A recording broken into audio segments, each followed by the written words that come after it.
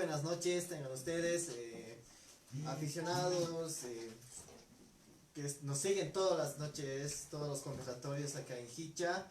Otra vez en un conversatorio, estando acá con la visita de Verushka Albizuri, quien es licenciada en Ciencias de Educación por la Universidad Mayor de San Andrés, la UMSA. Tiene una maestría en estudios latinoamericanos, un doctorado en historia en Francia.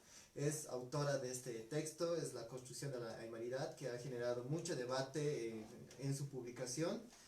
Un gusto, Verushka, tenerte acá como invitada. Carlos. Muy buenas noches a las personas que nos siguen, es un gusto estar nuevamente con ustedes. Hoy es una charla excepcional, generalmente lo hacemos los sábados, pero se ha dado la oportunidad de que Verushka Albizuri esté por el país y por lo tanto nosotros queríamos aprovechar la circunstancia. Muy buenas noches, Verushka, y gracias por aceptar nuestra invitación.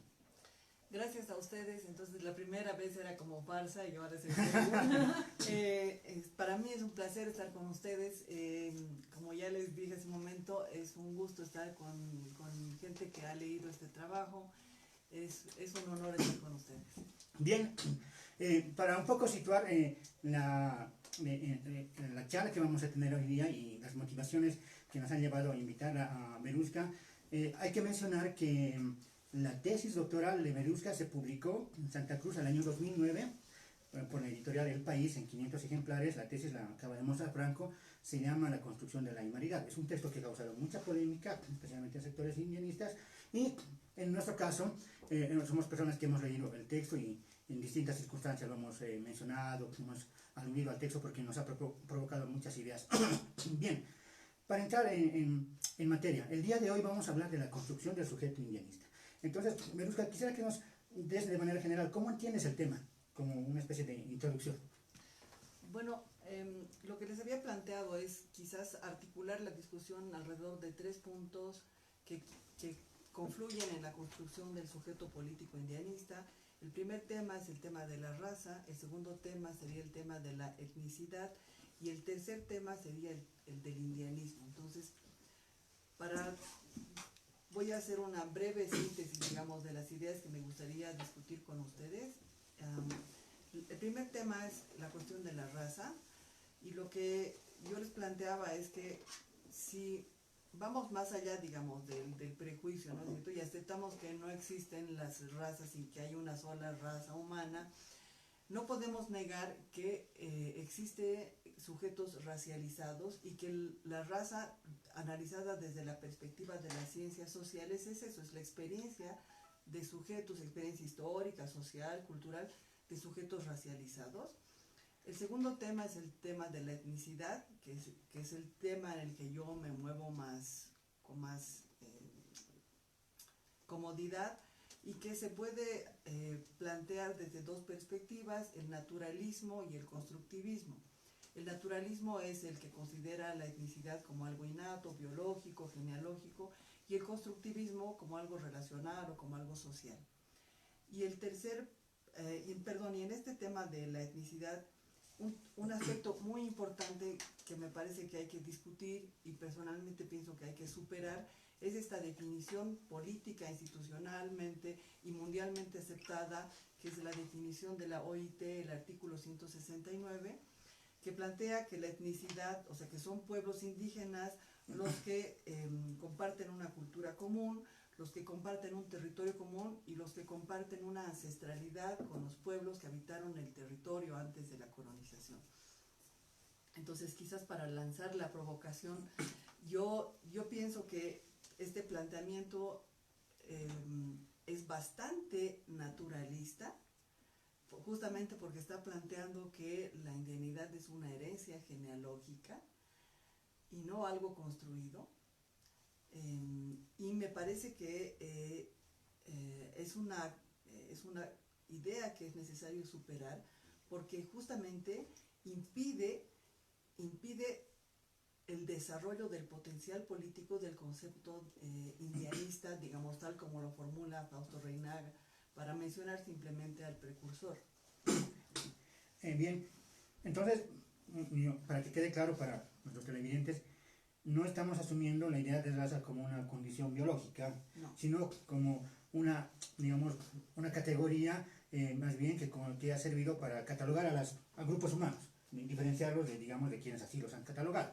Eso me parece importante porque es, digamos, una de las perspectivas que nosotros asumimos, no naturalizar las diferencias que podemos tener con distintos sectores, sino más bien tratar de entender cómo se han ido formando en un proceso histórico. Por otra parte, entonces, usted plantea una crítica a la perspectiva que la OIT plantea sobre la cuestión étnica y cómo ésta se define.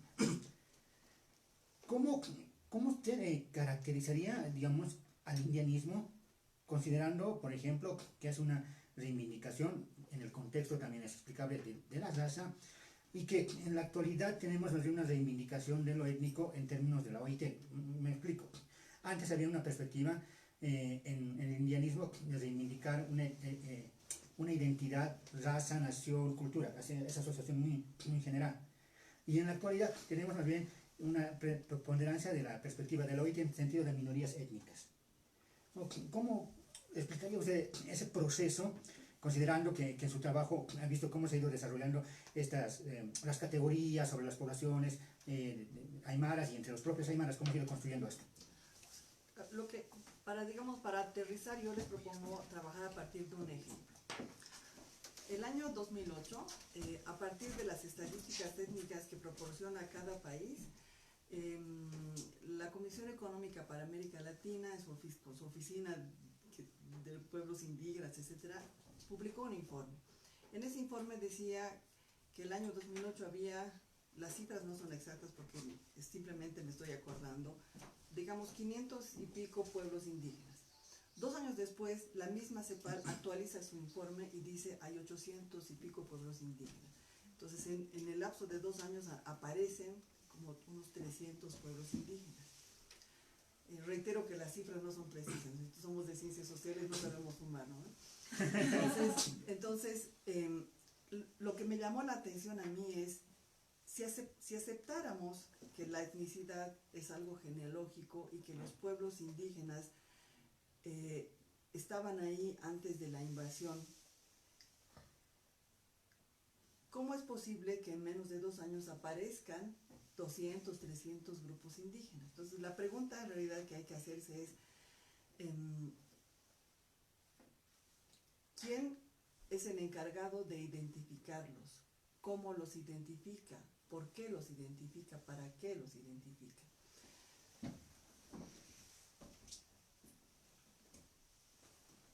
Bien, considerando eso de quién identifica, cómo se lo hace, ¿cuáles serían, desde su punto de vista, los problemas que esta forma de categorización, esta forma de operar sobre ciertas poblaciones tienen? Por una parte, en la parte, digamos, académica, ¿no? En el estudio, en el tratamiento de este tema, y si es que se puede ver algún tipo de repercusiones en su utilización política. Es que esta es una categoría política, es decir, el artículo 169 ha sido concebido, no es una innovación conceptual, es decir, si retrocedemos más atrás, la primera definición, digamos, latinoamericana es la que se utiliza en Pátzcuaro. Después había otra que se ha utilizado a escala un poco más amplia en los años 50 con la OIT, y después está esta del año 89, que es el artículo 169. Son definiciones eficaces políticamente. Su eficacia retórica no necesita ser demostrada, porque la prueba es que toda la renovación constitucional que se ha hecho desde los años 90 hasta ahorita en América Latina se ha basado en esta definición de los pueblos indígenas. Casi todas las reivindicaciones políticas de los pueblos indígenas que se han hecho desde entonces, inclusive desde los años 70, 60, se han hecho basadas en una idea más o menos ancestralista, naturalista de la indianidad. Entonces, eso es una idea que no es necesario demostrar, es eficaz políticamente. Pero, y yo no critico eso, o sea, me parece muy bien si es eficaz y funciona. Es una definición que funciona para hacer políticas públicas, es decir, tú agarras y separas, digamos, una parte de la población y dices, estos son rojos, estos son azules, y las políticas públicas son para ayudar a los rojos y no a los azules, por decirte. Entonces, es eficaz políticamente, sirve para hacer estadísticas, para hacer bueno, pero desde el punto de vista puramente intelectual, no te sirve lo que yo postulo y defiendo difícilmente, porque es difícil luchar contra una categoría establecida, institucionalizada, es que no es una categoría útil para pensar, para analizar y comprender. Entonces, lo que yo plantearía, digamos, es diferenciar las categorías prácticas y las categorías analíticas. Entonces, esta es una categoría práctica. La cosa es buscar una categoría analítica. Y en ese sentido, a mí me parece que hablar del sujeto político indianista te permitiría, digamos, un eje más analítico para comprender este asunto. ¿Cómo sería ese hablar o cómo entenderíamos el sujeto político indianista? Si retrocedemos, digamos, a lo que para mí sería la fuente, que es Fausto Reinaga, la idea de Fausto Reinaga es bien interesante porque es un pionero en escribir sobre el indio en primera persona. Antes de Reinaga, como saben todos, se escribía sobre el indio en tercera persona y él es pionero en decir yo soy indio. El problema es que, como todas las ideologías, tiene sus limitaciones y él, en esa época, cuando Reinaga escribió, se pensaba que la indianidad era una raza, es decir, toda la tradición intelectual que lo nutre, etcétera, pensaba que la indianidad era una raza en un sentido biológico. Entonces, biológico, social, pero sobre todo biológico. Entonces, yo no sé cuál es la verdad sociológica de su historia de vida, pero lo que me ha llamado la atención es que él ha necesitado demostrar que correspondía con el arquetipo, digamos, de la indianidad en ese momento. Es decir, para él la indianidad era algo racial, e inclusive él hace una especie de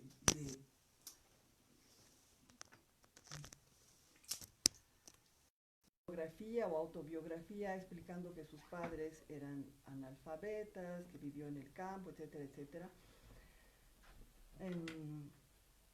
Entonces, a mí me parece que este discurso sobre la indianidad, inclusive cuando analizamos en los textos de Reinaga la manera en que él describe la indianidad, si ustedes se fijan sus textos, que yo no los tengo así de memoria, por ejemplo, dice el indio esclavo, indio perro, cuando describe la casa del indio, que dice ahí mueren, procrean con los liendres, los pollos y no sé qué. Entonces, está haciendo una pintura un poco medio alarguedas, ¿no? Y una pintura que yo creo que alguien que ha pasado por esta experiencia sociológica de vivir en una zona rural no la describiría en esos términos, ni de esa manera. Entonces, yo solamente por eso, sin haber investigado más sobre su realidad sociológica, yo deduzco que él ha construido una especie de autoficción, como se dice hoy día, porque necesitaba demostrar que era racialmente y socialmente lo que en esa época se pensaba que era un indio.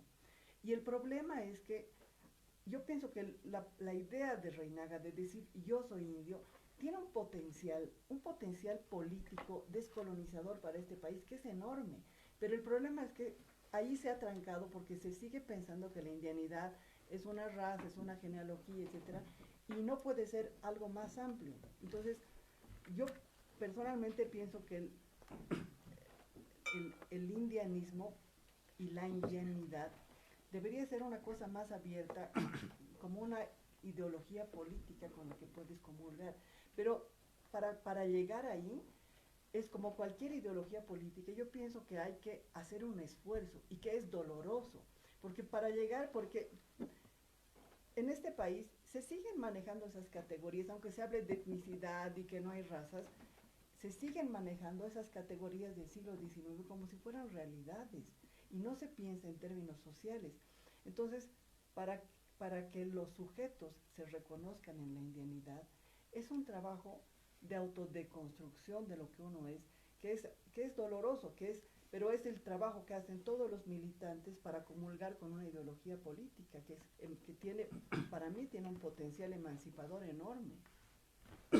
Y yo agregaría un poco a lo que nos comenta, que inclusive podemos decir que en el tiempo que Reinaga afirma, digamos, una identidad basada en lo racial, la propia bolivianidad, inclusive hasta el presente, se definía como razas mezcladas, ¿no? Como pasa en Perú, como otros. O sea, las identidades nacionales han se han formado también en la idea de que son razas, pueden ser puras o mezcladas, y eso marca, yo estoy de acuerdo, ¿no? Eso marca la perspectiva de Reinaga.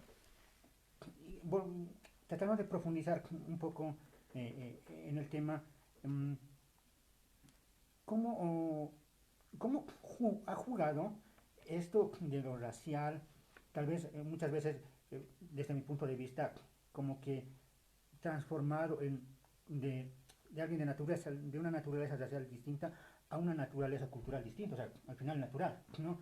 ¿Cómo ha jugado esto en la formación de los intelectuales, que es algo que abordan en cierta manera en su tesis, en la perspectiva indianista, y que, oye, desde mi punto de vista, que esto no ha permitido un poco, digamos, desembarazarse de esa precisamente carga de racialización, ¿no? Reivindicar al final una identidad que significaba reproducir la misma categoría de racialización, cuando por lo menos nosotros aspiramos a, sí, reivindicamos eso, pero en las aspiraciones de deshacerlo.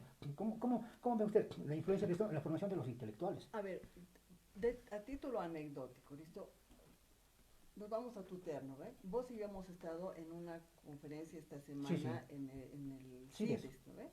Y había un compañero, Pablo, ¿no ves? sí, sí. Entonces Pablo, era bien interesante la configuración de la sala porque aquí, digamos, se sienta un sector que se identifica con un tipo de categorización y en este lado se ha sentado otro grupo que se identificaba con otro grupo, con otra forma de categorización social. Entonces, para empezar, el espacio de la sala que estaba frente a mí se ha separado.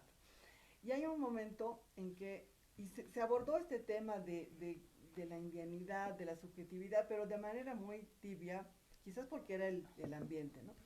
Y hay un momento, casi al final, porque hubiera sido interesante que hable al principio, en que Pablo, que es del grupo Nacionalismo Aymara, dice, bueno, nosotros estamos aquí debatiendo en un espacio público y estamos juntos como una comunidad, pero afuera de aquí no vamos a ir a tomar un café y no vamos a socializar, dijo. Y en ese momento se ha hecho un silencio en la sala, un silencio de incomodidad.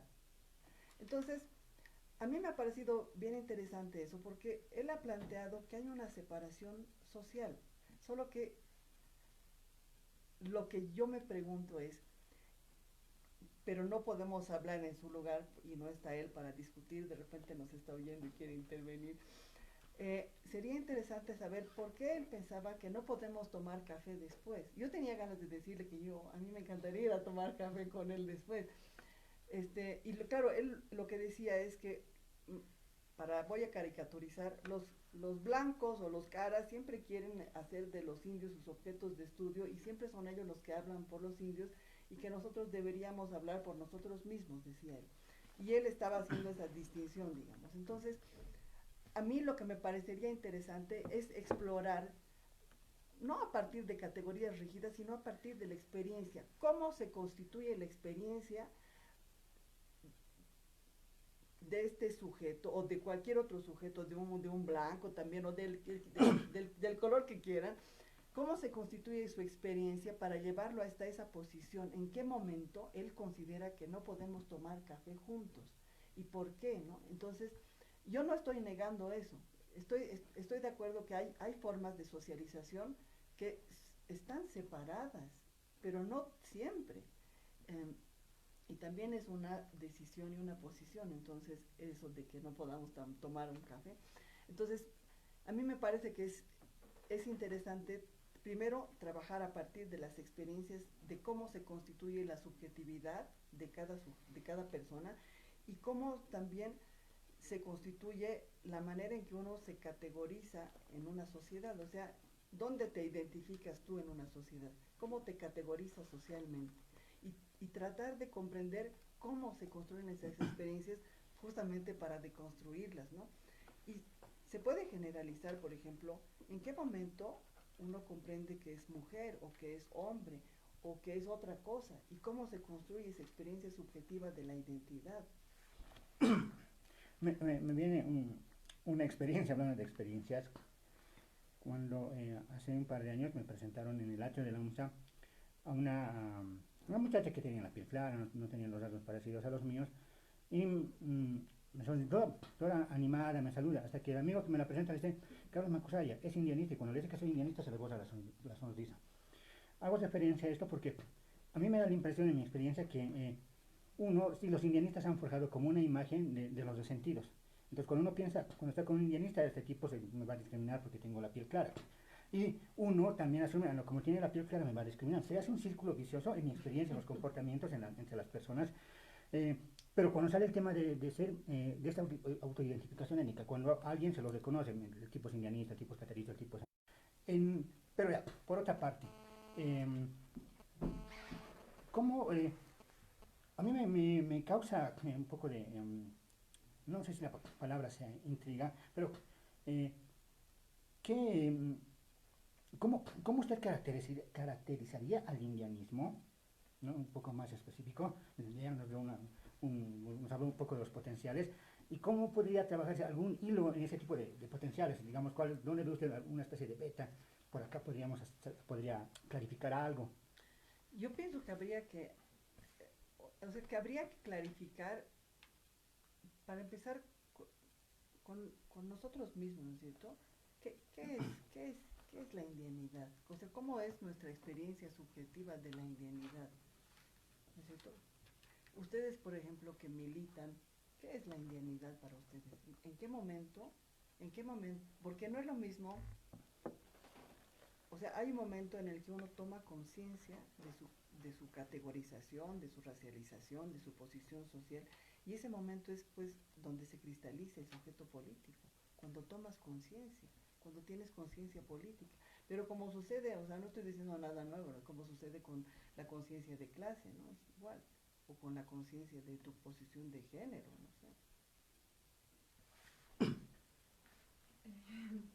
Yo creo que de todas maneras esta conciencia política a la que se referencia no es la única variable en la ecuación, ¿no?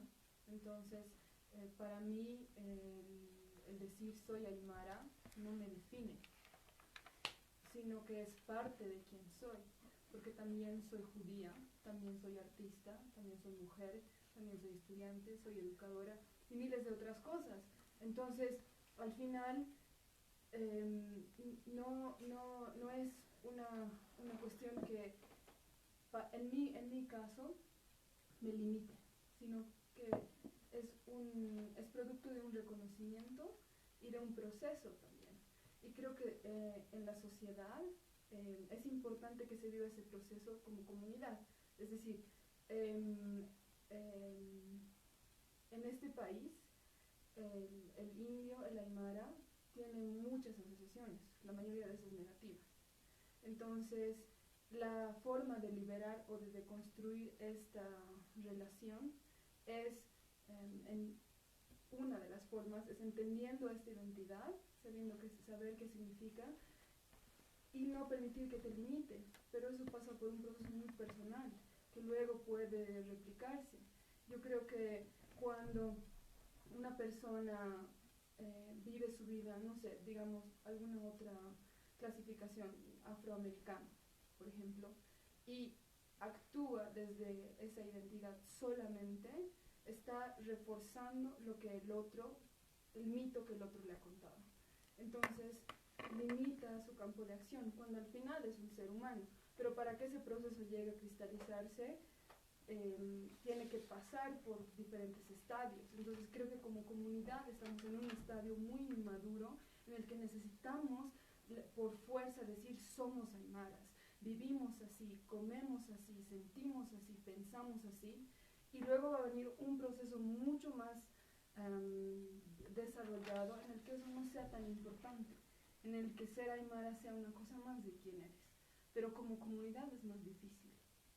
Y lo que yo te quería preguntar con eso como precedente es, al principio mencionabas, ¿no? Decías, estas categorías nos sirven para políticas públicas, pero no para pensar. ¿Cómo estas dos definiciones, estas dos categorías que planteabas, pueden articularse en la formación de identidad que no sea limitante? Si tuviera respuesta. Bueno, hay una cosa en lo que has dicho antes de contestarte, es, tú has articulado, por ejemplo, has mencionado este tema de lo aymara, y a mí me parece que dentro del campo del indianismo la identidad o la aimaridad, digamos que es el término que me gusta usar a mí, tiene un lugar aparte, porque si comparamos las retóricas de la identidad nacional en los diferentes países del continente, la indianidad ocupa un lugar distinto. Hay un chiste, para animar un poco les voy a contar, que se encuentra, dice, un mexicano, un peruano y un argentino. Entonces el mexicano dice, nosotros descendemos de los aztecas. El peruano le dice, nosotros descendemos de los incas, y el argentino le contesta, nosotros descendimos de los barcos. Entonces ese chiste quizás no serviría más para antes de 1990, porque después de los 90, de la renovación constitucional, empezaron a existir indígenas en Argentina. Pero es interesante porque te muestra el abanico de retóricas de la indianidad. Entonces, en cada país yo percibo que hay una especie de, o hubo una búsqueda en el pasado de tener una indianidad imperial, ¿no es cierto? Entonces, los aztecas para México, los incas para Perú, y en Bolivia había esta búsqueda de relacionar, digamos, o había este discurso de arqueología imperial de Tiwanaku, para que Bolivia también tenga su propio imperio prehispánico. Entonces, como la población que vivía cerca de Tiwanaku hablaba aymara, un poco la aymaridad se volvió la figura nacional del indio en Bolivia. Y con esto, ¿qué quiero decirte? Quiero decir que hay indianidades prestigiosas y hay indianidades denigradas. Entonces, para mí, la aymaridad no es un problema en este país, porque es una indianidad prestigiosa. Si vos te fijas, todos los políticos que en algún momento han abanderado su indianidad reivindicaban también su aymaridad, no eran de las tierras bajas, por decirte. Entonces, hay indianidades prestigiosas como la aymaridad, y hay indianidades denigradas como los ayoreos, por ejemplo. Y lo mismo sucede en otros países. Ahorita estoy trabajando sobre Paraguay, y hay la indianidad prestigiosa, son los guaraníes, que tienen el prestigio de los jesuitas, del barroco, etcétera, y la indianidad denigrada son los acheguayaki, que eran perseguidos, cazados, etcétera. Entonces, a mí me parece que hoy día en Bolivia es muy sencillo reivindicar la aymaridad porque es una indianidad prestigiosa. Más difícil es reivindicar una etnicidad denigrada, como esas del Oriente, por ejemplo.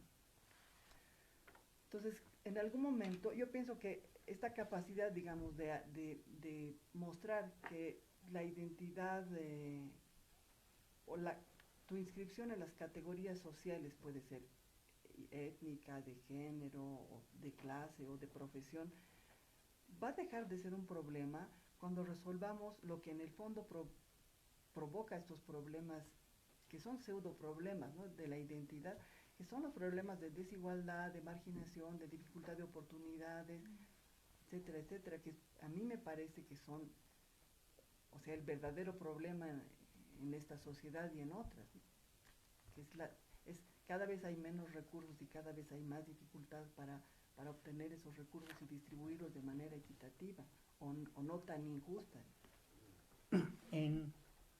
Como comentario, me vino a la mente cuando hablaba de las etnicidades prestigiosas y las denigradas, que cuando mis papás veían alguna película de vaqueros, hace varios años yo era niño, y aparecían los pieles rojas con el torso desnudo y demás, mis padres decían chunchus.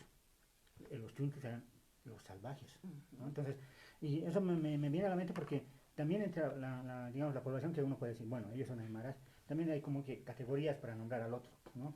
El chuncho era algo que se usaba mucho, y por eso a mí siempre me llamó la atención que en Tarija hay una danza de los chunchos, si no me equivoco, ¿no?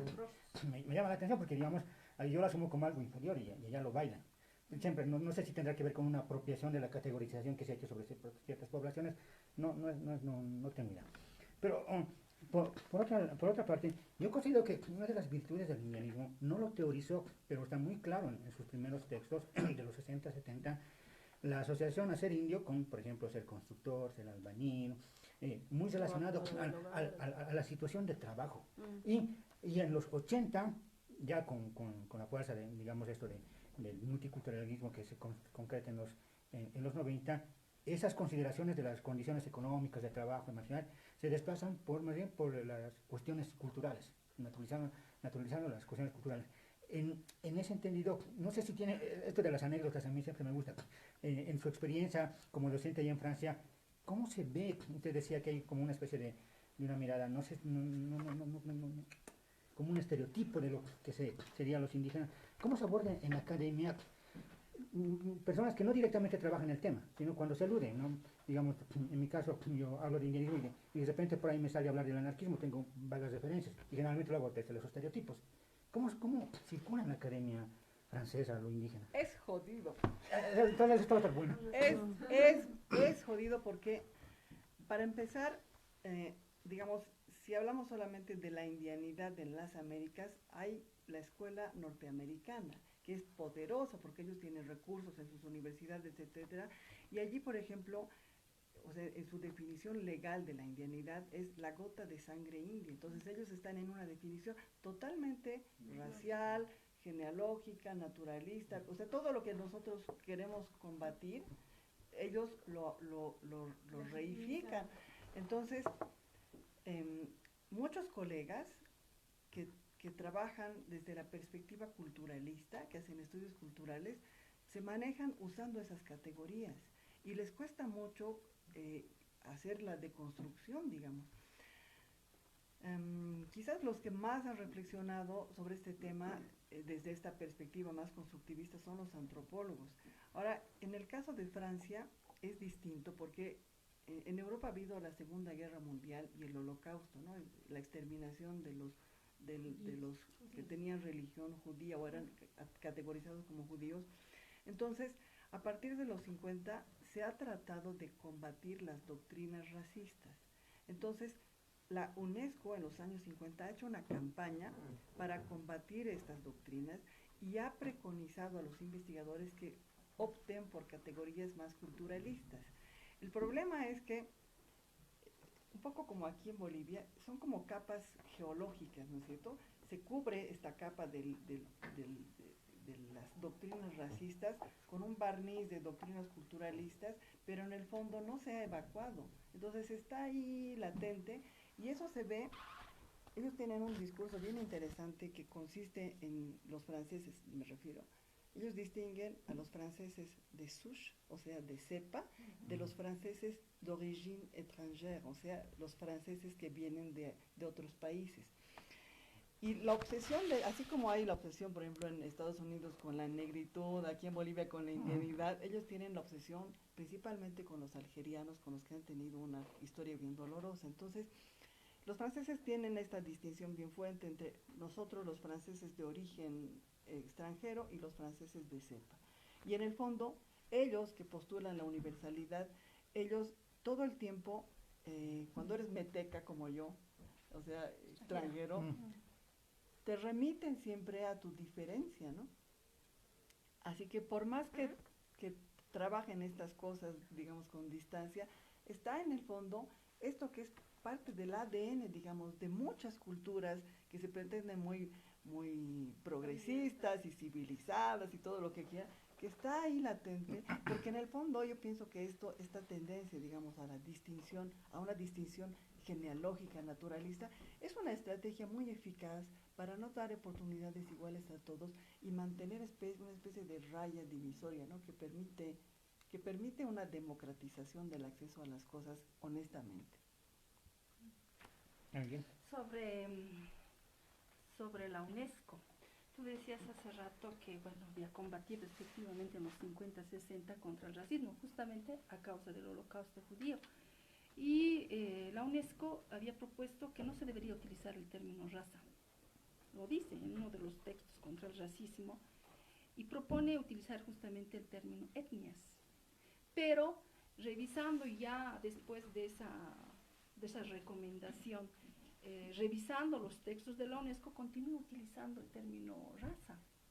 Y pienso y eso me hizo pensar que el término raza era ineludible, porque el término etnia aparentemente no lograba definir lo que se quería decir con el término raza, porque ni la UNESCO ha podido dejar de utilizar ese término, ¿no? El término raza.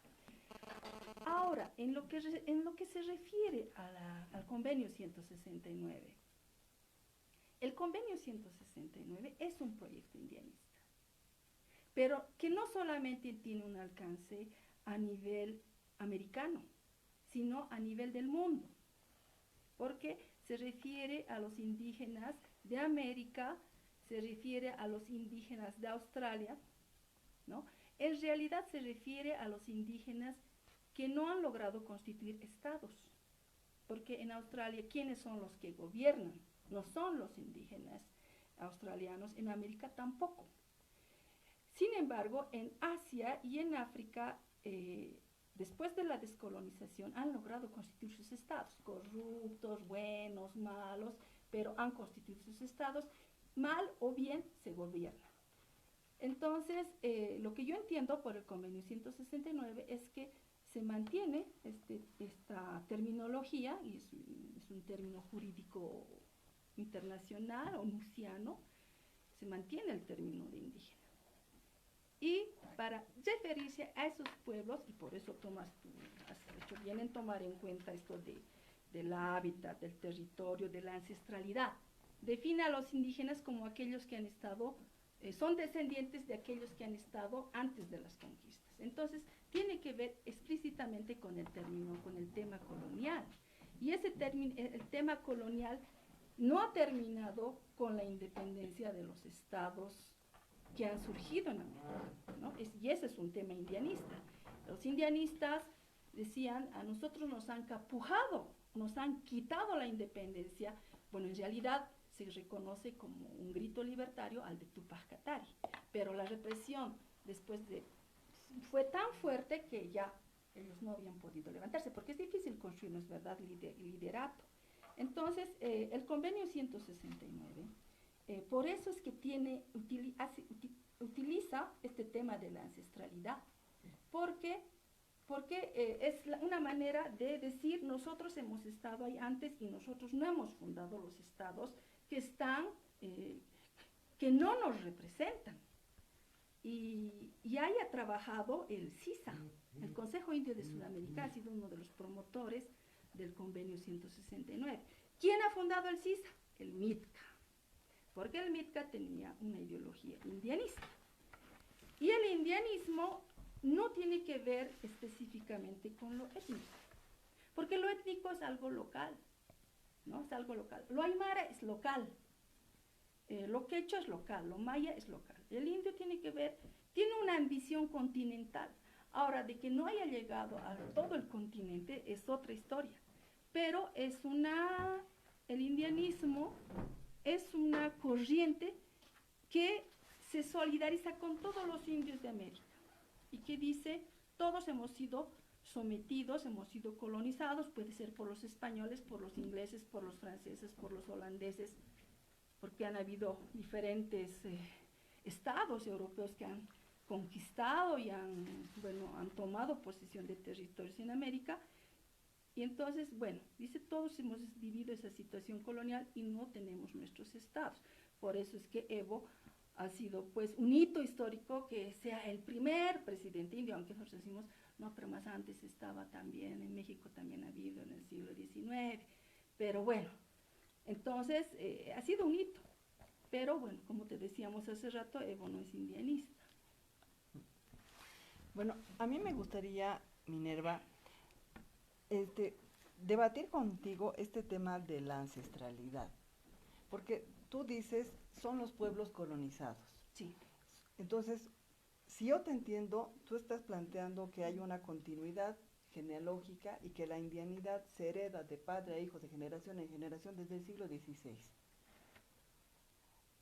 Ahora, lo que yo critico, o sea, yo no critico la eficacia política de la definición 169. En eso estoy de acuerdo y me parece que es de una eficacia indudable. Pero me parece que no explica, porque ¿en qué me baso yo para criticar esta idea de ancestralidad? Trabajos, por ejemplo, hay un trabajo, se llama Elogio de la Bastardía, en francés está, de Thérèse Bouis Cassagne, que ella ha escrito sobre la identidad aymara. En ese texto, ella trata de historicizar las estrategias que usaban las mujeres para librar a sus hijos de la mita. Y ella plantea que las mujeres, por un lado, inscribían a sus hijos como bastardos, sin importar la verdad que había detrás, y los inscribían como bastardos para que sean mistis y para librarlos de la mita. Y por otro lado, otra de las estrategias que usaban las mujeres era empezar a vestirse, dejar la bayeta y empezar a vestirse a la usanza española para dejar de ser categorizadas como indias y ser categorizadas como otra cosa, digamos, más mestiza. Entonces, para mí ese trabajo es interesante porque lo que está planteando es que el individuo, cuando lo ponen en prisiones de la identidad, constantemente busca estrategias para salir de ahí. Entonces ahí, por ejemplo, si buscas esta continuidad histórica, ahí a mí me parece que hay una discontinuidad y que había muchas chicas que han buscado estrategias para librarse ellas o para librar a sus hijos. Está la poliandría estratégica, la bastardía estratégica, las estrategias vestimentarias.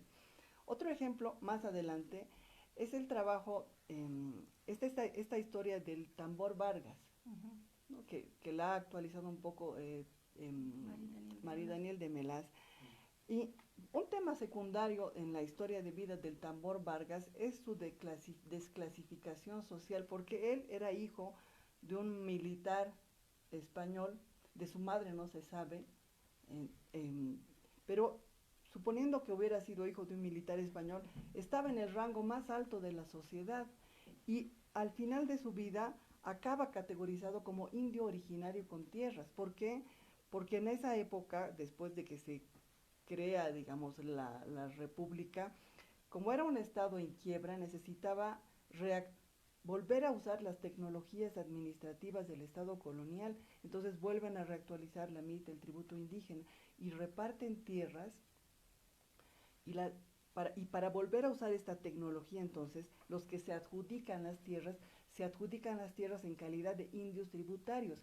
Entonces, en ese periodo, era indio el que tributaba sin ninguna otra categorización ni racial, ni cultural, ni genealógica. Entonces, ser indio era una categoría fiscal, era pagar impuestos. Entonces, a mí me parece que ahí también hay otra ruptura, es decir, que no hay esa continuidad que plantea la definición de la OIT. Y así podemos seguir hasta hace la nuestra diferencia fecha. entre indígenas, ¿no? que son grupos tribales, pero lo indígena es aquel que no gobierna, eso es lo que dice, ¿no? Y si vemos la historia de Bolivia, y podríamos, yo creo que la historia sería similar en todos los estados que llamamos latinoamericanos o americanos, ha habido una jerarquización racial, siempre, siempre, ¿no? O sea, nosotros ahora decimos, no, ¿cómo vamos a utilizar esas categorías de indio, de blanco, de cara? No, no deberíamos utilizar, pero nuestra historia nos demuestra que sí, que se ha aplicado y que ha sido oficial, no solamente en la colonia, sino en la república tan mentada y tan añorada ahora por los bolivianos, pero era una república racista, porque la república racista ha establecido jerarquías raciales, y eso lo ha trabajado también Jean-Pierre Lavaux, aunque a él no le gusta el término indio, y bueno, pero ha continuado. Las instituciones estatales bolivianas, republicanas, han conservado la división racial. Ya no tan complicada como en la colonia, porque en la colonia se ha establecido la sociedad de castas, y más o menos la sociedad de castas se parece a lo que tú decías en referencia a Estados Unidos, en el que se cuenta la gota, cuánto tiene de indio, es un cuarterón, es un quinterón, o tiene una tercera parte de indio, eso cuenta, ¿no es verdad?, en Estados Unidos y en Canadá. Pero aquí en la colonia era lo mismo. Aquí se veía cuánto de indio tenía, cuánto de negro tenía, y tenían sus nombres, que había como 15 variedades, ¿no?, de esas castas. Pero ya en la república solamente 3. Y blanco, indio y mestizo. Mestizo. Esas son las 3 categorías que han prevalecido y que cuando el indianismo surge, estaban vigentes. Estaban vigentes, y eso podemos demostrarlo con los certificados de nacimiento de nuestros padres, de nuestros abuelos, quienes han sido categorizados como indígenas o como blancos. Yo como abogada veo en los expedientes judiciales, donde sobre todo se ha tratado temas familiares, ahí están los certificados de nacimiento blanco, indígena o mestizo. Y ahora, ¿cómo categorizaban? Yo digo, ¿cómo categorizaban? ¿Cómo podían diferenciar? Yo he encontrado un expediente judicial en el que habían tenido que presentar todos los certificados de nacimiento de la familia, en una provincia de La Paz. ¿Y qué pasaba? Los padres eran indígenas. El primer hijo estaba categorizado como indígena, el segundo mestizo y el otro claro, blanco. Entonces, el propio Jean-Pierre Lavaux, por ejemplo, dice, era subjetivo, es subjetivo. ¿Y quiénes aplican eso? Bueno, pues lo aplicaba el Estado y lo aplicaban también los funcionarios públicos. Eso se aplicaba en el registro civil, en el servicio militar, en varias instituciones se aplicaba. Entonces no podemos decir, ay, ¿por qué se va a seguir manteniendo lo indio?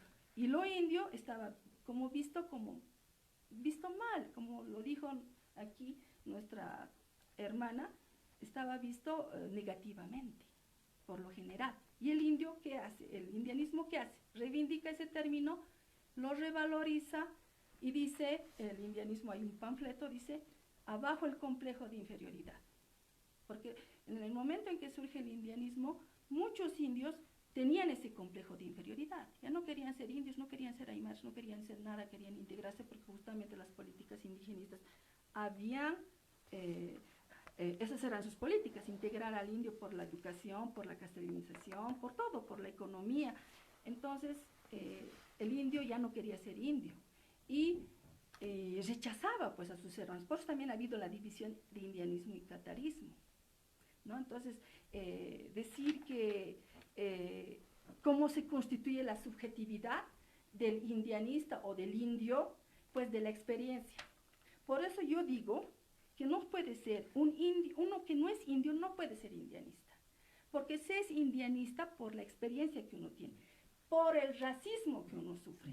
Yo soy indianista. Yo te decía hace rato, yo soy indianista de nacimiento porque mis padres fueron militantes indianistas.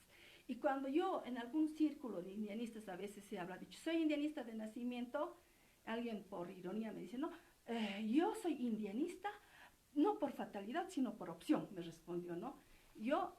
Es por nacimiento, o sea, porque me he criado en ese medio, he escuchado siempre el discurso indianista, pero por opción. Porque ¿cuántos de los indianistas históricos de sus hijos son hoy indianistas? Si vemos de Constantino Lima, ¿son indianistas sus hijos? De Germán Choquehuanca, seguro que sí, pero no son militantes. Ahora, ¿el indianista es un militante? ¿Es un activista? ¿O es el que vota en el momento en que vota en las elecciones? En ese momento, pues, marcará por el partido indianista, pero últimamente no ha habido esa opción de votar por partidos indianistas. No hay. La última ha sido con el MIP. Entonces, ok. Ahora, el Malco ha tenido un hijo indianista, pero él creo que ha tenido 7 hijos. ¿Cuántos de ellos han sido indianistas? ¿Cuántos de ellos comulgan con sus padres indianistas? O sea que, ¿y por qué no lo hacen? Porque seguramente al ser indios han sufrido discriminación. Yo, por ejemplo, aquí en Bolivia yo no he sufrido mucha discriminación, pero siempre sé que han rajado detrás de mí y me han categorizado como india. Porque yo tengo un carácter fuerte, entonces a mí no me van a decir, a ver que me discriminen, vamos a ver, ¿no? Pero no lo van a hacer, pero sí por detrás, y sí a la gente como yo, hacen discriminación. Y eso en la carrera de historia había esa distinción. Se escogía a los grupos de investigación, para investigación, solamente a los que eran blanquitos. Y a los indios no se los escogía. Pero ahora la tendencia ha cambiado porque se han puesto más inteligentes, ¿no? Porque han visto que no es conveniente y además quedan mal. Pero así se construye la subjetividad del indio y del indianista, bueno, directamente reivindica ser indio. Yo quería agregar algunos comentarios a lo que dice Minerva para problematizar el asunto. Primero, en referencia a lo que nos comentabas de cómo se sigue diferenciando en Francia, digamos que por decirlo así, los franceses auténticos y los franceses por haber llegado al lugar. uno, me parece importante eso porque en Bolivia me ha tocado estar en algunos espacios donde hablar de racismo es como que un complejo de los bolivianos, porque en el mundo todos son iguales. Los bolivianos estamos mal. Si imitáramos al mundo estaría bien. Creo que hay una mentalidad un poco medio muy provinciana y creemos que como que no estuviéramos conectados a los problemas del mundo.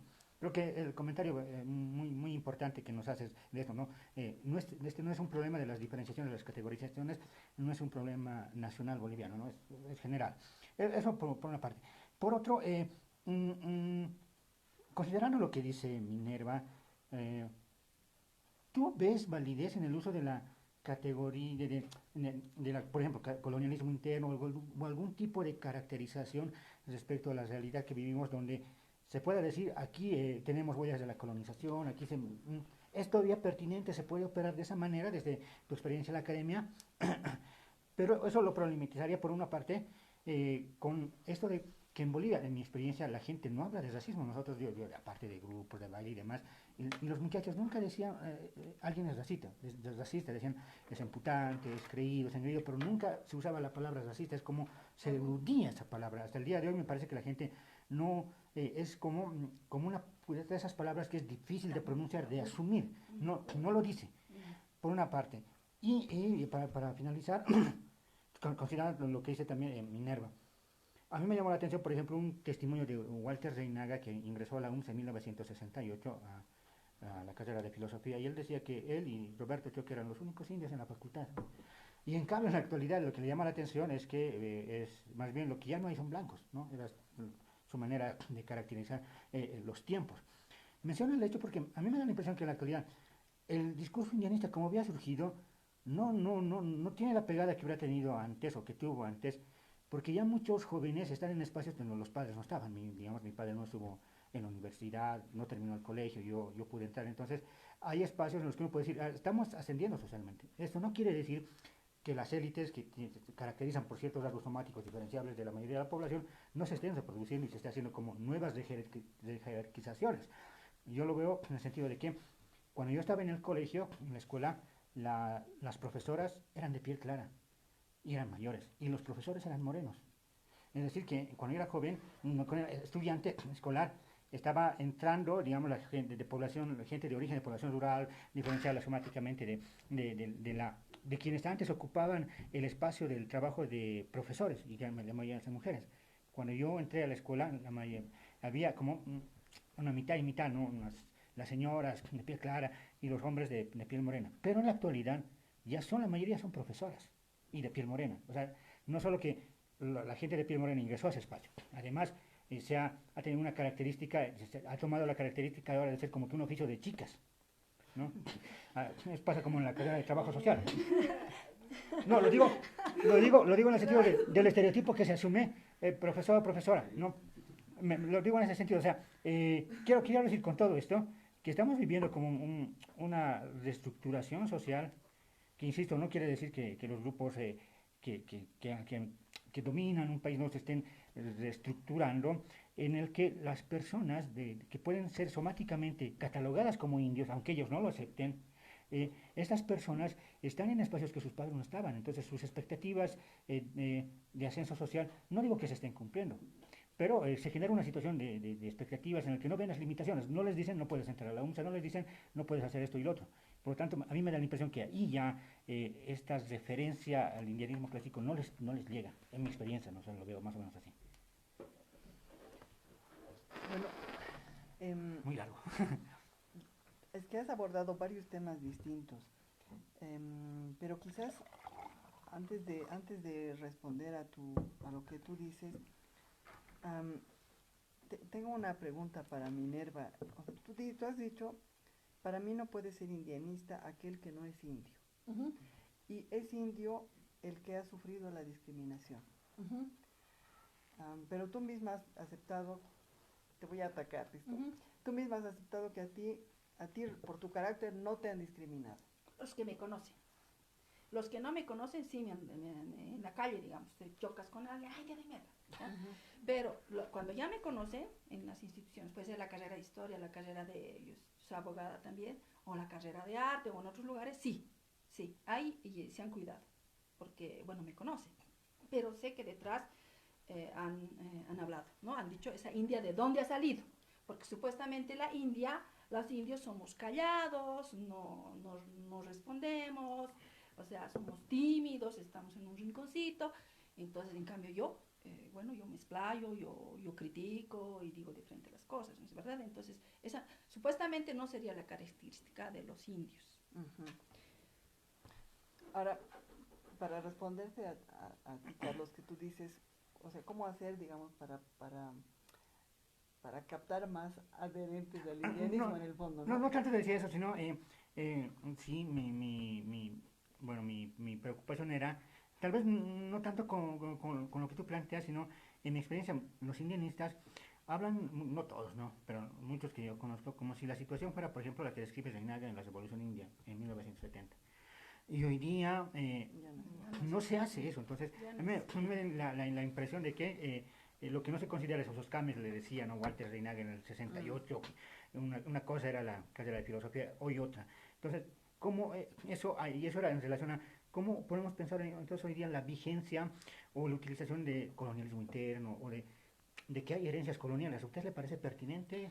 Bueno, por un lado, me parece que el, el- el restringir, digamos, la militancia indianista a, a esto que dice Minerva, que no puede ser indianista aquel que no es indio, habría que definir previamente qué es esta indianidad, ¿no es cierto? Porque mm, a mí me parece que no puede ser simplemente el tema de la discriminación, o sea, me imagino que puede ser un poco más complejo que eso. Y lo otro am, es que efectivamente hay una renovación de las élites, eh, que posiblemente no ha empezado ahora, eh, si no hubiera habido indianismo. Me imagino que es una cosa que es mucho más anterior. Podríamos ir hasta, no sé, al movimiento de los caciques apoderados, que no se limita a Bolivia, que lo podemos ver en todo el continente, movimientos similares. Entonces, yo me imagino que hay una renovación de las élites, y en ese sentido, a lo que me refiero concretamente es que, por ejemplo, el acceso a la escuela permite a los individuos apropiarse de herramientas para luchar contra las formas de opresión impuestas por el Estado, como estos certificados de nacimiento que indican la raza, o instancias, no sé, como de repente discursos científicos que racializan, etcétera. Entonces, a mí me parece que el acceso a la educación te da herramientas subjetivas para poder defenderte y poder politizarte. Entonces, esta renovación de las élites de ahora me parece que no es solamente de ahora, que es anterior, solo que ahora o sea, hay una mayor democratización en el acceso a la educación, no solamente por el acceso a la universidad, sino que, por ejemplo, Internet nos permite acceder a una biblioteca que antes estaba cerrada, ¿no? Bueno, en detalle me interesaría saber su opinión sobre si es pertinente o no, o, digamos, seguir trabajando con ideas de colonialismo interno, colonialidad, no sé, o tal vez tiene usted alguna otra perspectiva respecto a cómo plantear esos temas que se tratan de aludir con esas categorías. Depende de lo que pones tú detrás de colonialismo interno o colonialidad. O sea, porque, claro, podemos usar categorías, pero todo Claro, el depende de lo que significado. ponemos detrás Claro, de le las decía en el sentido de que categorías. cuando hablan, por ejemplo, de colonialismo interno, en el sentido de, hubo una ruptura con el poder imperial que sometía estas tierras y, sin embargo, las relaciones de dominación entre una población diferenciada sobre las poblaciones que hacen el trabajo manual es herencia de la colonia. Lo que básicamente decir, Sí. ¿cómo plantean muchos movimientos que hoy día vivimos herencias coloniales en el presente? A ver, yo difiero, porque así como me parece que hay una renovación en las generaciones de indianistas, también hay una renovación de las élites. Las élites de La Plata del 19 no son las élites del estaño, no son las élites de los milicos que han hecho golpes de Estado, no son las élites de los narcos, no son las élites de los cholets, por ejemplo. Entonces, hay una renovación de las élites también. O sea, que no hay que creer que, digamos, el grupito que gobernaba en el 19 es el mismo que sigue. No, pues se renuevan, ¿no? Entonces, Y de la misma manera me parece que hay una renovación también de las generaciones de ahora, hoy día utilizamos la categoría indianista, pero posiblemente podemos utilizar distintas categorías de análisis para designar a sujetos racializados que han tratado de combatir ciertas formas de opresión, no necesariamente la racialización, otras formas de opresión. Entonces, también hay una renovación de las categorías políticas que se usan para combatir. Ahora, ¿será que el indianismo es una categoría que tiene futuro en este país?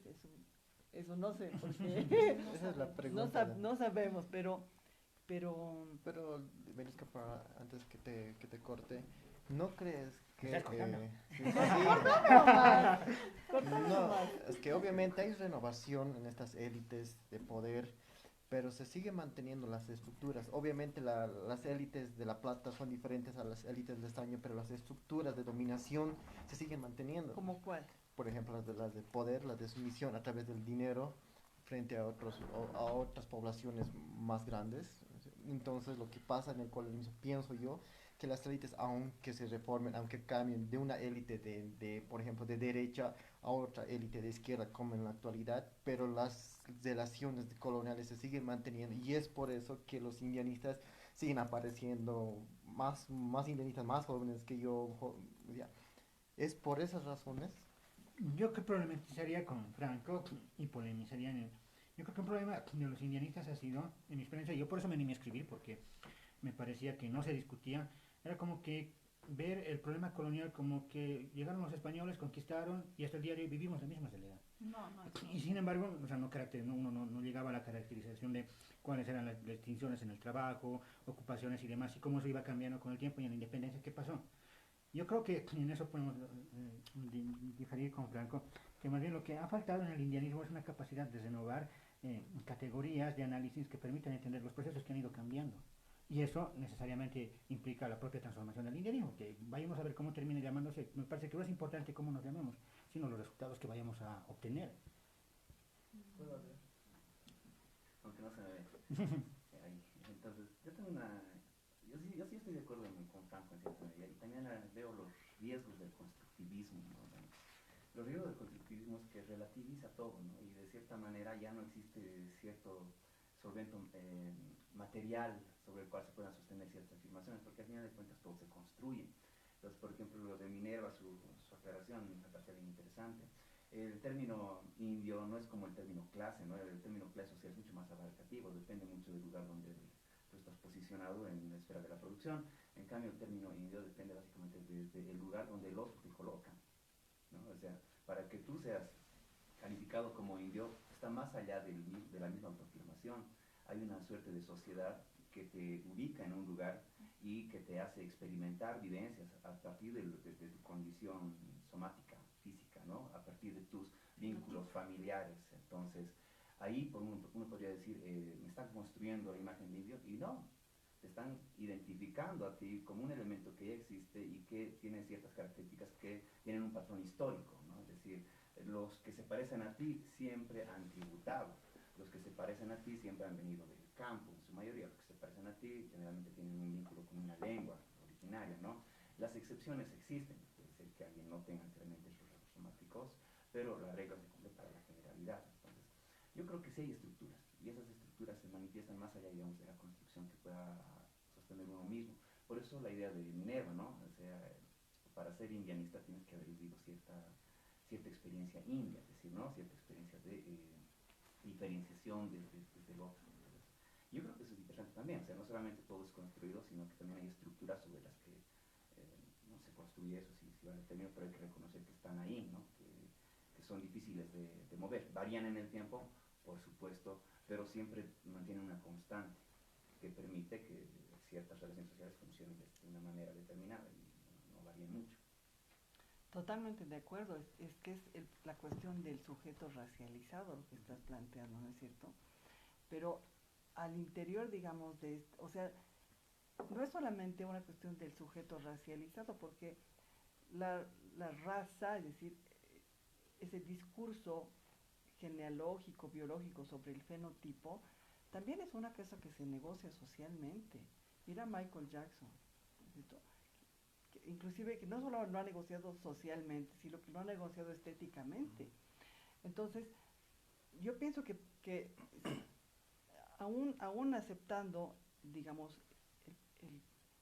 este problema del sujeto racializado y la experiencia de la estigmatización que puede sufrir, el sujeto racializado también tiene estrategias. Se puede, por ejemplo, puede recalificar el estigma, como hacían, por ejemplo, los Black Panthers, ¿no? Que luchaban contra este discurso de la fealdad intrínseca de la negritud y decían Black is beautiful. Entonces, el sujeto racializado se puede apropiar del estigma y recalificarlo, o se puede asimilar al grupo dominante y tratar de hacer desaparecer el estigma. Y yo pienso que el sujeto racializado tiene, digamos, un abanico de posibilidades. Hemos identificado dos, pero de repente hay más. Entonces, a mí me parece que el sujeto racializado que se da cuenta que es un sujeto racializado ya tiene una herramienta subjetiva a partir de la cual se puede defender. La cosa es el sujeto racializado que no tiene herramientas subjetivas para defenderse.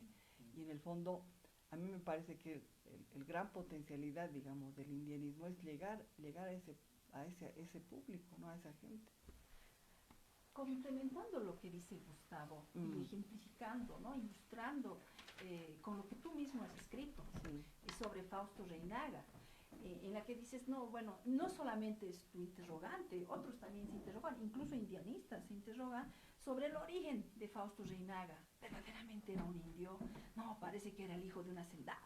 Así dicen los que están en contra, digamos, de Fausto Reinaga y que le quieren negar la paternidad del indianismo. Entonces, por ejemplo, no sé si has tenido la oportunidad de leer la correspondencia entre Fausto Reinaga y Tristan Maroff. No. Bueno, ese libro ha salido el año pasado y en esas cartas, por ejemplo, Tristan Maroff le dice, tú eres el escritor indio, cuando todavía Fausto Reinaga no estaba en su fase indianista. O sea, no lo está diciendo de mala manera, más bien lo está ensalzando, pero sí lo está ubicando.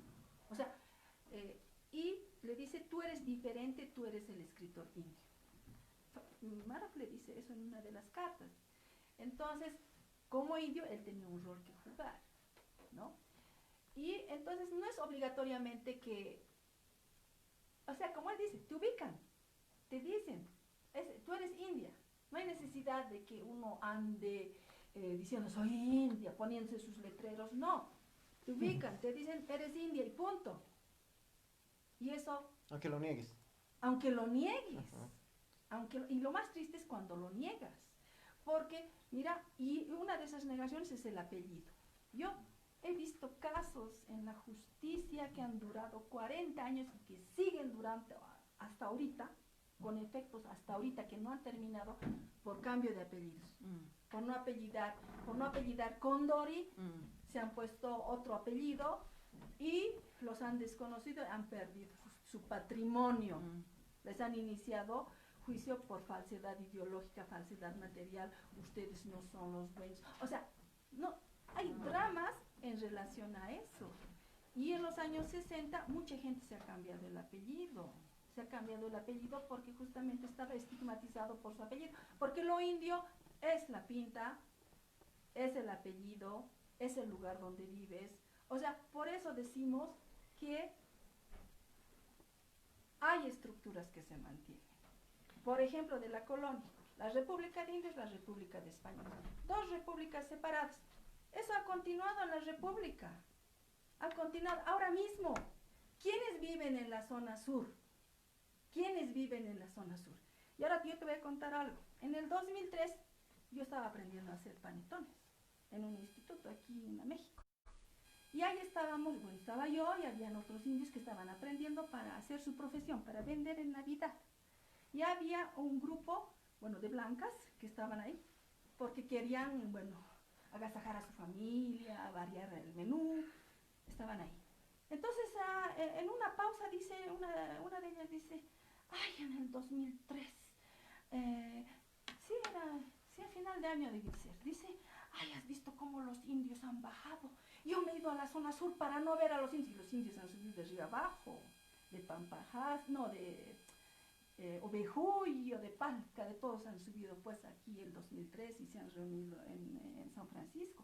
Entonces ellos se han visto como que afectados, porque esa masa india ha subido desde esas zonas y decían, a ver, los indios han llegado. Nos hemos ido a la zona sur para no estar con los indios.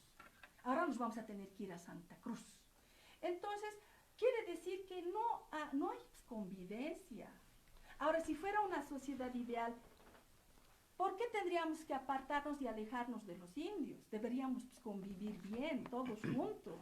No debería haber, ya no se dice son las zonas indias, son las zonas blancas, se dice son las zonas ricas y son las periferias o las zonas pobres, ¿no? Yo quisiera agregar a lo que dice Minerva. Lo pongo a partir de una experiencia. Yo me acuerdo cuando fuimos varios de los muchachos al centro de estudiantes campesinos de la UNCLA. No nacimos en el campo, pero era el único espacio donde podíamos hablar de indianismo. En los otros lugares era rechazado el tema. Y en una de esas experiencias estábamos dialogando sobre este tema, más o menos tratando de inventarnos un indiómetro, a ver quién es más indio que quién. Y algo así yo estaba discutiendo con un muchacho, yo nací en el Alto, había otro muchacho que había nacido en el área rural, y entonces pero el otro muchacho tenía la piel más clara que yo, no tenía extremadamente la piel más clara que yo, había una variación. Y cuando llega otra persona, me está escuchando, no había escuchado toda la discusión, pero llega la persona y ve y le dice al otro muchacho, pero si el Macusaya tiene más cara de indio que vos. No, quiero hago referencia a esto en que también la indianidad de alguien o la blanquitud de alguien se la hace en relación a, pues como alguien es alto, pero porque hay alguien que es más bajito, que dice que es más alto, pero por ahí ese alguien que es alto frente a otra persona es más bajito, ¿no? Siempre es como que una relación respecto a quién tiene más de esto, más del otro. Quién tiene la piel más clara, pues digamos más blanco. Por eso a mí siempre me llamó la atención que cuando yo era chango, como decimos, había personas a las que considerábamos jailonas. Pero cuando ya pasó el tiempo, me fui a la cabeza y conozco que esas personas consideraban otros jailones, porque tenían la piel más clara que ellos, porque vivían en otro barrio. O sea, siempre es como referirse a alguien, pero por diferencia de algo. Y no hay como que un punto, algo establecido. Alguien es indio, en tanto está frente a alguien de que no parece tan indio, pero ese que es indio en esa situación, en otra situación debería ser no indio, porque está alguien que tiene rasgos que son catalogados más como indio. Entonces no es como una cuestión propia de la persona, sino es en esa relación, a partir de los significados que tienen los rasgos físicos, ¿no? Entonces, cuando uno está más pronunciados, los rasgos, digamos, más caucásicos, que respecto a los rasgos, digamos, más mongoloides. Por ejemplo, a mí un poco me cuesta decirles blancos a los bolivianos, porque yo he tenido amigos extranjeros y no se parecen a los extranjeros. Pero yo decía blancos, No son parecidos. son vikingos. Sergio quiere hacer un aporte, se los voy a leer para que un poco cierre esta parte. Sergio Caballeros dice, el sistema capitalismo de consumo y jerarquizado, el poder actual, lo cual a mi parecer rompe categorías de indio y de no indio, ya que son parte del sistema actual. A mi parecer, los verdaderos indígenas o indios, un término de larga discusión y profunda, son los que mantienen estructuras de forma de vida de manera aislada. Y esta globalización que los usurpa sus tierras como los indígenas del Amazonas. Los creo que son los últimos verdaderos en estas latitudes. Gracias. Bueno, siempre hay gente que busca el auténtico. Como, quiero una chica virgen, quiero un auténtico indio. Hay una categoría bien interesante que algunas antropólogas usan. Inclusive hay un libro que se llama Los neoindios. Sí, de neoandianos. Sí, entonces, y hay esta distinción entre los indios verdaderos y los neoindios, que serían los falsos indios, o los mercaderes de la indianidad, digamos. Entonces, pero a mí me parece que esta distinción está planteando que habría un elemento natural que define la indianidad. Por ejemplo, tú has hablado del indiómetro, que me parece bien interesante porque detrás del indiómetro hay esta idea de que la indianidad no es una sola, sino que hay gradaciones. Entonces, así como hay en las retóricas de la identidad nacional, indianidades prestigiosas, denigradas. Al interior de los grupos también hay indianidades marcadas o menos marcadas, verdaderas o falsas, ¿no? Pero me parece a mí que es más una cosa de situaciones. Por ejemplo, tú has hablado de los panetones. Y tú dices, había por un lado el grupo de los indios y habían las blancas. Entonces, a mí me parece bien interesante porque eso es claramente una situación en la que se ha cristalizado una pertenencia a dos grupos distintos. Pero quizás en otra situación la configuración del grupo podría ser distinta. Entonces, a mí me parece que no necesariamente responde a las mismas razones esta configuración, y definitivamente pienso que todo depende de la situación. Claro, Y que no es así, no hay un gen indio, no hay un fenotipo que este es indio y este no es. Y de la misma manera, yo pienso que una estrategia de investigación que sería bien eficaz, yo pienso que lo que habría que analizar también es la historia de la blanquitud, que pienso que va a ser mi próximo proyecto. Sería interesante. Porque así como pienso que no hay así una especie de naturaleza o de biología, etcétera, me parece que en el otro lado tampoco hay. Pero lo que me parece interesante es de construir ese discurso de la gente que se considera a sí misma como miembro de una categoría blanca, caucásica. Y en realidad hay un abanico también de palabras, así como hay para el indianismo, catarismo, indianista, Claro. india, etcétera, aymara. También en el abanico de la blanquitud hay la gente decente, la clase media, la gente, etcétera, etcétera. También hay un abanico de categorías que un grupo de la sociedad, o sea, las usa, se reconoce en ellas, ¿no? Claro. Entonces, yo digamos, si fuera catedrática aquí, a todos mis estudiantes los mandaría a reflexionar sobre esa otra categoría, un poco para poder pensar cómo funciona de ambos lados la construcción de este discurso, ¿no es cierto? Y para poder verlo no solamente desde el punto de vista de la indianidad, sino también de la blanquitud. Claro, es interesante. Y hay un texto, creo, los jailones se llama, ¿no? El comportamiento que tiene entre el calacoto. Yo lo he leído así muy superficialmente. A mí el texto que me inspira, no me acuerdo su nombre ahorita, es una profesora afroamericana que ha escrito la historia de la blanquitud en Estados Unidos.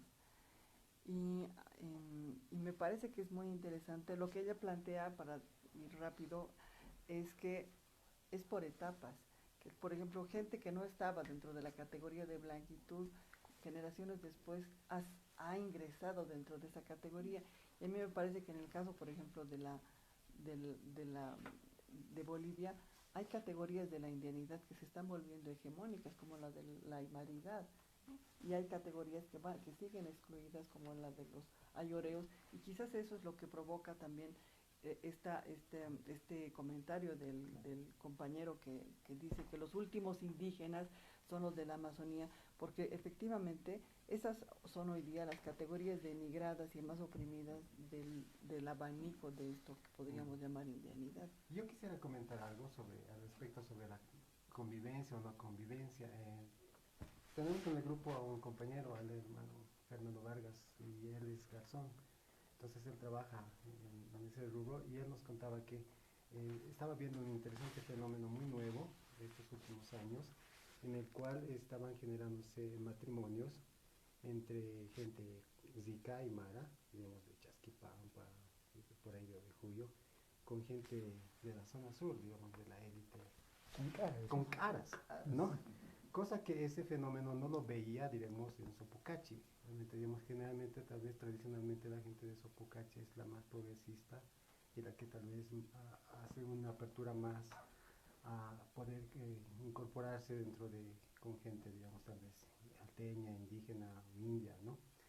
Y recuerdo también lo que generalmente Carlos dice, ¿no? Es decir, que tal vez, digamos, esta nueva clase media emergente aymara que está acumulando capital pueda tener, digamos, intereses comunes con los terratenientes del Oriente.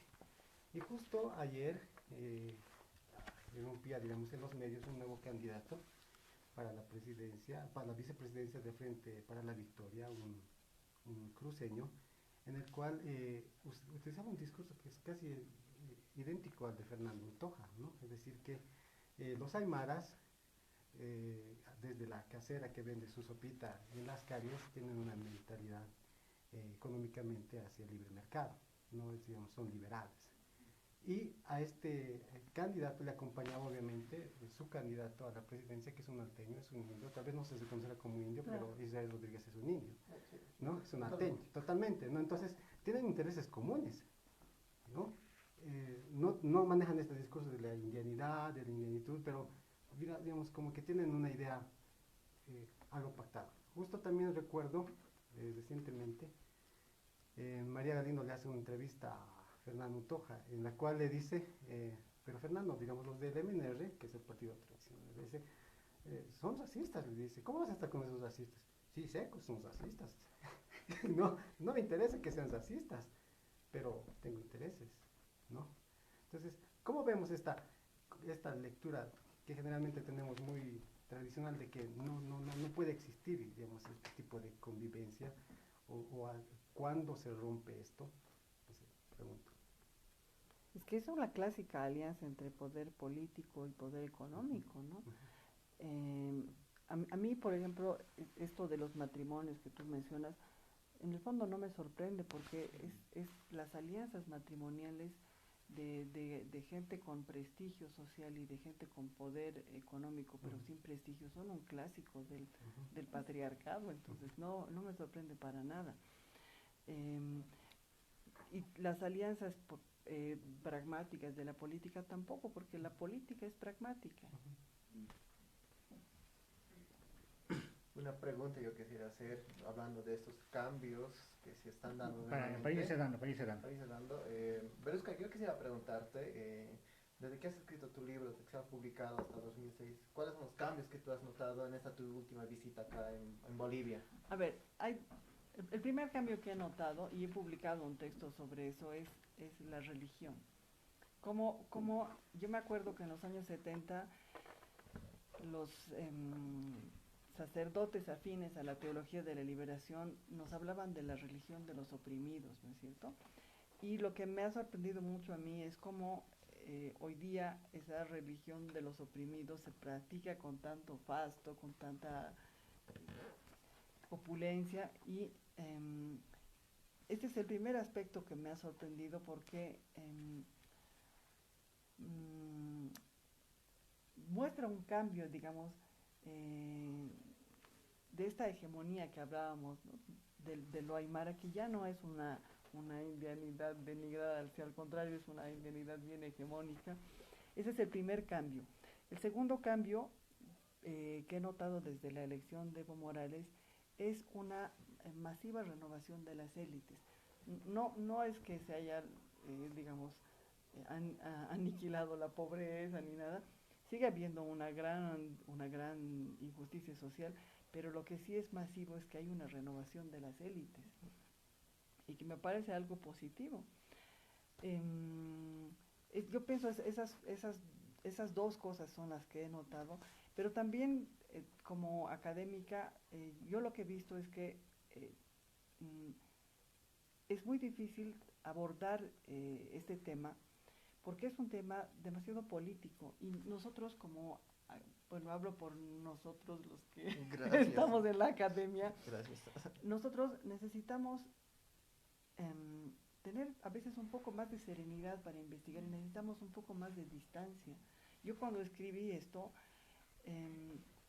pensé quizás que Felipe Quispe tenía una alternativa seria de llegar lejos, pero es un tema sobre el que se podía escribir serenamente. En cambio hoy día es un tema tan político que inclusive en espacios académicos que se pretenden neutrales no se puede hablar serenamente. Entonces a mí me parece que para hacer un trabajo serio, honesto, así como los artesanos que hacen una silla para que dure, necesitas tener serenidad y distancia. Entonces, mal podría hablar y analizar el momento en el que estamos viviendo, y menos a meses de las elecciones, ¿no? Esto sería para cerrar. Muchas gracias. Últimas palabras. Yo también sí considero que el trabajo es muy interesante desde esa perspectiva. Por ejemplo, yo recuerdo que yo he hecho mi tesis sobre la Plaza de la Revolución y en eso indagaba, por ejemplo, el tema de cómo se han ido ocupando diferentes espacios, ¿no? La Plaza de los Héroes que lo han ocupado ustedes dos, por ejemplo, con muchos otros hermanos, la Garita de Lima, histórica, el Canchón del Parque Uruguay, el 16 de julio, donde se han ido construyendo, por ejemplo, la identidad del indianismo. Yo podría decir que ahí sí se ha construido, ¿no? En aquellos que todavía no estaban asumiendo del porqué de sus vivencias, por ejemplo, de discriminación.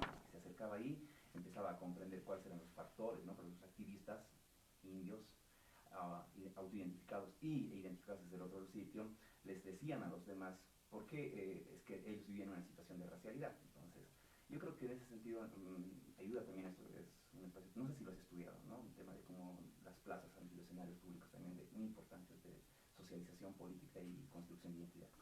Pero me quedo también con esto otro. La tarea creo que es el tema de la deconstrucción. Van a existir indianistas hasta el momento en que persista todavía esta forma de diferenciación de lo indio.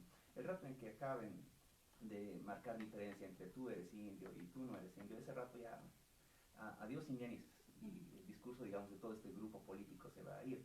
Yo me he adscrito, por ejemplo, a esta ideología porque, a diferencia del marxismo, yo era marxista, tengo que reconocer mis pecados originales, ¿no? Era porque no me permitía entender, por ejemplo, realmente ciertas condiciones que yo estaba viviendo. Cuando me acerco al indianismo, hay una especie de esfera conceptual que me acerca a la realidad. Entonces digo, para esto sirve, ¿no? Yo no me acerco al indianismo para reconocerme como puro indio, ¿no? Yo soy un indio. Me acerco básicamente porque me permite entender ciertas cosas que no podía llegar a comprender, ¿no? Y entonces el indianismo te da como que una especie de horizonte, pero ese horizonte hay que tomarlo con cautela, porque si no se vuelve, perdón, nacionalismo aymara, ¿no? Y creo que no es el camino, ¿no? O sea, la opción es básicamente entender que el indianismo sirve en la medida en que te permite comprender cierta realidad y, bueno, yo creo que es la tarea, ¿no? También hay que deconstruir esa realidad. El rato en que se acabe la discriminación, diremos adiós indianistas. Yo agrego brevemente, creo que, no sé, yo lo plantearía como, no sé si una conclusión, están de acuerdo. Yo creo que con el indianismo se trata de asumir una condición, pero una condición que tiene que ser superada. No es que yo soy indio y quiero ser talaviño, ¿no? Un esfuerzo, primero un esfuerzo por reconocer la condición, pero debes apuntar a superar esa condición. Yo lo asumí así. Sí. ¿Y a volverte quién entonces? Bueno, en el proceso se concluye. El rato en que termine, obviamente tienes que ¿Cómo asumir te que vas tiene a que acabar, superar? ¿no? Ay, ¿Cómo te vas a Es superar? que ahí para mí el problema ya no es identitario. Para mí el problema no es cómo me defino yo, cómo me defino. El problema, por ejemplo, yo no quisiera ser catalogado por mi color de piel, de es indígena. Alguna vez me Eso invitado no a radio, está bien. me han invitado para hablar de un problema rural. Y yo nunca he trabajado en problemas rurales. se ha ruralizado. Claro, entonces a mí me interesaría que me cataloguen, que me valoren por lo que hago. El día en que dejen de... No porque se mirar supone que distinto. Sí, pero por ejemplo, tú tienes este texto que se llama Desindianizar, ¿no ves? es un... así, Entonces, pero- yo, por ejemplo, yo tengo la impresión de que esa es una alternativa a la desindianización, pero también otra alternativa sería la indianización masiva, ¿no? Es decir, que darle la posibilidad a todos para llegar a esta utopía, digamos, de la abolición de estas diferenciaciones y categorizaciones, dar la oportunidad a todos de reconocer que el espesor de su propia indianidad, ¿no es cierto?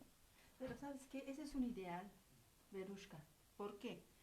Últimamente han utilizado muchos políticamente el término mestizo y han reclamado por qué los mestizos no estamos tomados en cuenta en la Constitución y todo.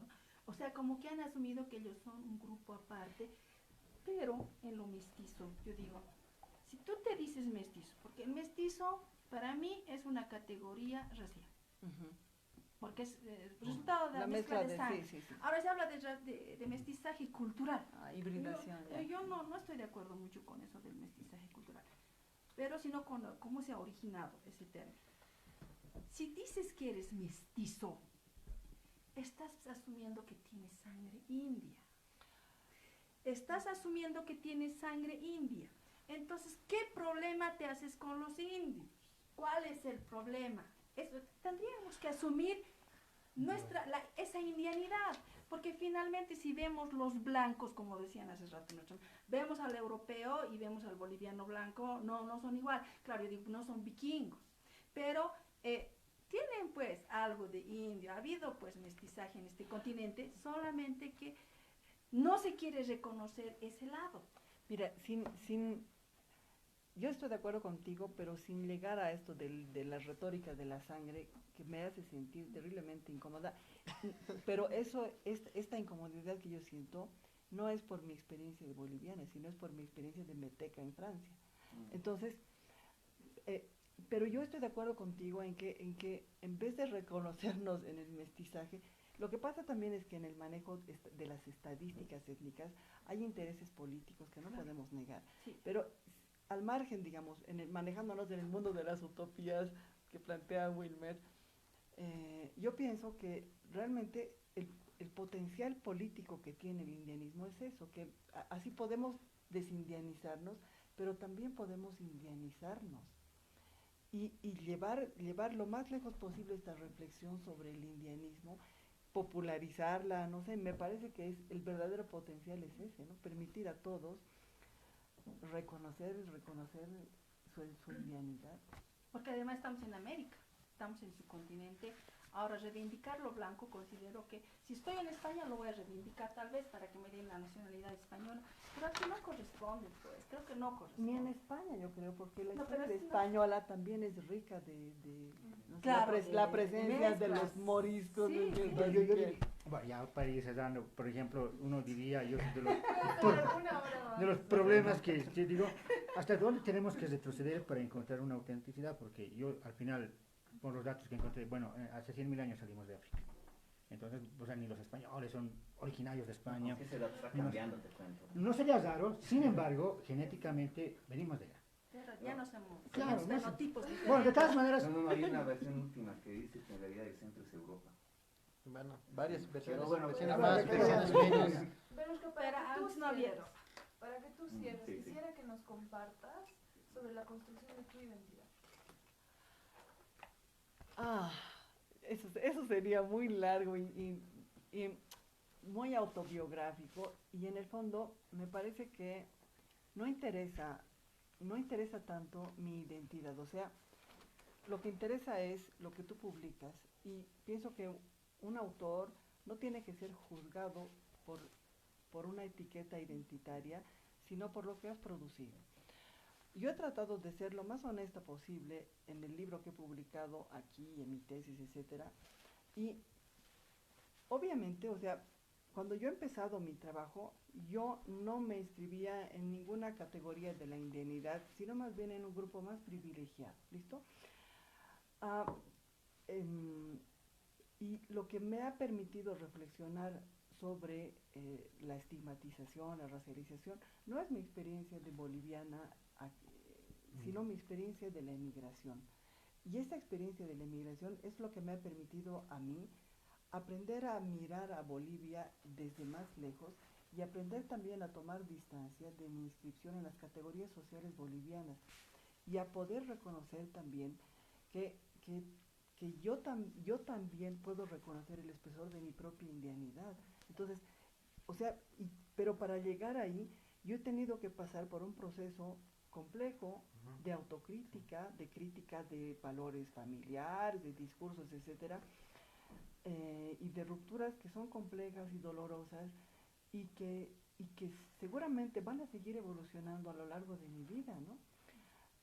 Porque también, claro, hay esa parte, digamos, de mi bolivianidad, de mi indianidad, pero también tengo otros conflictos identitarios que tienen que ver con mi vida en Francia, con mi posicionamiento en esa sociedad, con mis dificultades también. Entonces, es una cosa bien compleja y en realidad no importa, porque no estamos hablando de mí, sino estamos hablando de un concepto, ¿no?